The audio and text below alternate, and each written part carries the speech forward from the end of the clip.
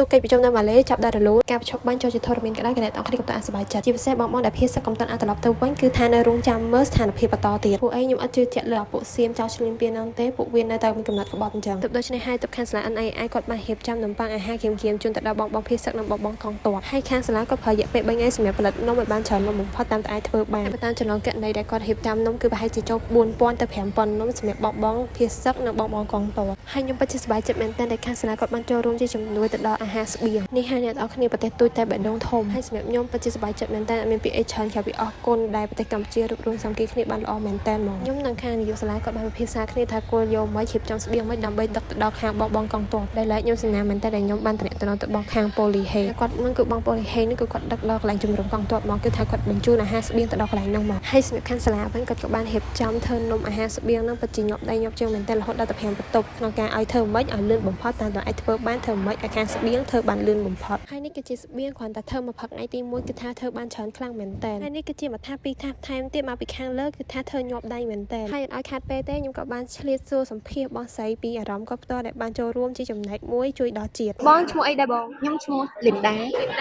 ឡូវខ្ញុំចង់សួរថាបងថ្ងៃនេះមកទី1ត្រូវអត់បងនិយាយទៅថ្ងៃនេះជាថ្ងៃទី1ដែលលោកគ្រូគាត់បានប្រាប់ពួកខ្ញុំថាធ្វើនំចែកជូនទៅដល់បងកងទ័ពក៏ដូចជាបងដែលគាត់បានភៀសខ្លួនអញ្ចឹងហ្នឹងហើយខ្ញុំសុំសួរអារម្មណ៍បងពេលហ្នឹងគឺបងមានអារម្មណ៍មិនដែរចំពោះដែលបងបានចូលរួមជាចំណែកមួយជំនួយដល់បងចម្លៀសខ្លួននិងបងកងទ័ពនិងជាម្នាក់ដែលជំនួយដល់ប្រទេសកម្ពុជាយើងផ្ទាល់ហ្មងបងនិយាយរួមទៅនៅពេលដែលដឹងតំណែងនេះគឺយើងមានអារម្មណ៍ថាយើងសម្រាប់អារម្មណ៍ខ្ញុំនៅពេលហ្នឹងណាសម្រាប់បងកងទ័ពគឺយើងមានអារម្មណ៍ថាយើងក្រក់ក្ដួលខ្លាំងអញ្ចឹងយើងមកនេះគឺជាការលើកទឹកចិត្តដល់ពួកគាត់ដែលយើងបានដូចថាជាកម្លាំងណាចាបានមកជួយដល់សាលាធ្វើនំដើម្បីចែកជូនដល់បងកងទ័ពជួមមុខក៏ដូចជាបងភៀសខ្លួននៅប្រទេសយើងអញ្ចឹងណាចាហើយបើខ្ញុំសុំសួរមួយទៀតថាបងនឹងស្ម័គ្រចិត្តធ្វើរយៈពេលប្រហែលថ្ងៃដែរនំហ្នឹងដែលអាចនឹងជូនទៅដល់បងចលៀសចេញពីកន្លែងព្រំដែននិងបងកុំតបដែលគាត់ធ្វើសង្គ្រាមសម្រាប់ខ្ញុំដោយសារតែយើងឆ្លៀតមកអញ្ចឹងចាសម្រាប់ខ្ញុំគឺបានតែថ្ងៃហ្នឹងឯងគ្រាន់តែដូចថាយើងមានទឹកចិត្តមកជួយដើម្បីជាកម្លាំងដល់ពួកគាត់អញ្ចឹងណាហើយសម្រាប់រយៈពេល2ថ្ងៃទៀតបងដែលគាត់អញ្ជើញអាចមានពេលគាត់អាចអញ្ជើញមកជួយជាកម្លាំងក្នុងការធ្វើនំហ្នឹងបានចាហើយមានអីដែលចង់ជូនពោទៅដល់បងកងទ័ពនិងបងតែចម្លៀសខ្លួនចេញពីព្រំដែនដែលចេញពីកន្លែងអសុវត្ថិភាពអត់បងនិយាយរួមទៅសម្រាប់ខ្ញុំមានតែការបន់ស្រន់ទៅដល់វត្ថុស័ក្តិសិទ្ធិទាំងឡាយឲ្យគាត់ជួយគ្រប់គ្រងទៅដល់បងកងទ័ពទាំងអស់ក៏ដូចជាជំរាបខ្លួនឲ្យគាត់មានសុខសុវត្ថិភាពហើយនឹងទទួលបានជ័យជំនះជូនជាតិអរគុណច្រើនបងអរគុណច្រើ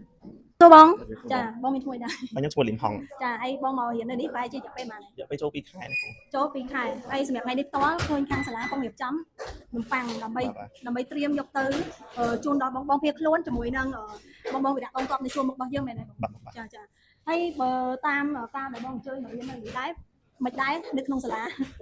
ានេះគឺអ្នកគ្រូគាត់បរៀនយើងអស់ពីសមត្ថភាពហើយជាមួយនឹងសិស្សទាំងអស់គ្នាហ្នឹងគាត់ចូលរួមការងារជាក្រុមហើយនឹងគាត់មានទឹកចិត្តល្អការគ្នាបានល្អចាហើយសម្រាប់ថ្ងៃនេះតើមានអារម្មណ៍មិនដែរដែលចូលរួមជាមួយនឹងបងទាំងអស់គ្នាដែលគាត់បានមករៀននៅនេះហើយត្រៀមរៀបចំដើម្បីបញ្ជូននៅស្បៀងនៅនំប៉័ងដែលធ្វើផ្ទាល់ដៃដែលជូនទៅដល់បងដែលកំពុងតែភៀសខ្លួនពីកន្លែងគ្រោះថ្នាក់ហើយនឹងបញ្ជូនទៅដល់ឲ្យបងកងទ័ពរយៈជួរមុខរបស់យើងនៅលើកំពុងតែធ្វើសង្គ្រាមប្រសិទ្ធស្រាំខ្ញុំមកពេលខ្ញុំឃើញបងប្អូនយើងនៅសាលាដែលឃើញគាត់រៀបចំនំនិងស្បៀងអាហារជូនបងប្អូនយើងកងទ័ពជួរមុខជាមួយប្រជាជនដែលភៀសខ្លួនខ្ញុំមានអារម្មណ៍ថាខ្ញុំសប្បាយចិត្តហើយមានអារម្មណ៍ទៀតថាគឺរំភើបមានអារម្មណ៍ថាយើងជឿចាប់ផងរំភើបផងជឿចាប់នៅក្នុងសង្គ្រាមដែលហាយឈានពីមកយើងហើយយើងរំភើបនៅក្នុងថ្ងៃដែលមានសង្គ្រាមហ្នឹងគឺបងប្អូនខ្មែរយើងសហការជាមួយគ្នាកម្លាំងតែមួយដើម្បីជួយបងប្អូនយើងដែរកងទ័ពជួរមុខនិងប្រជាជនដែលភៀសខ្លួនចាស់ក្មេងឥឡូវបងមានពាក្យអីដែលជូនពរទៅដល់វីរៈជួរមុខដែលកំពុងតែឆ្លៀនពៀនទឹកដីយើងដែលស្រាំហើយឥឡូវកំពុងតែបាច់លើជាតិពុលកំពុងតែស្រោចមកដល់លើគាត់ទៀតបងមានពាក្យអីជូនពរដើម្បីឲ្យគាត់មានកម្លាំងចិត្តនិងរឹងមាំជាងនឹងទៀតខ្ញុំជូនពរដល់កងទ័ពបងប្អូនកងទ័ពយើងជួរមុខឲ្យឈ្នះគ្រប់វិសត្រូវហើយប្រជាជនខ្មែរយើងទាំងអស់គាត់នឹងជួយលើកកម្លាំងចិត្តដល់បងប្អូនកងទ័ពជួរមុខឲ្យឈ្នះសង្គ្រាមមួយនេះ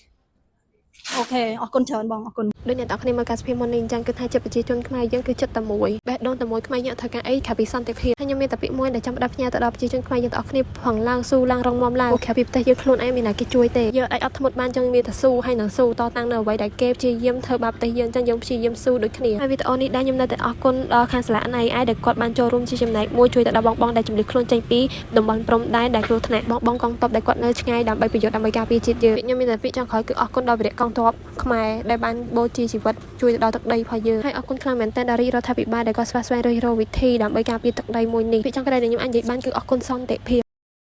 អ្នកកងទ័ពកម្ពុជា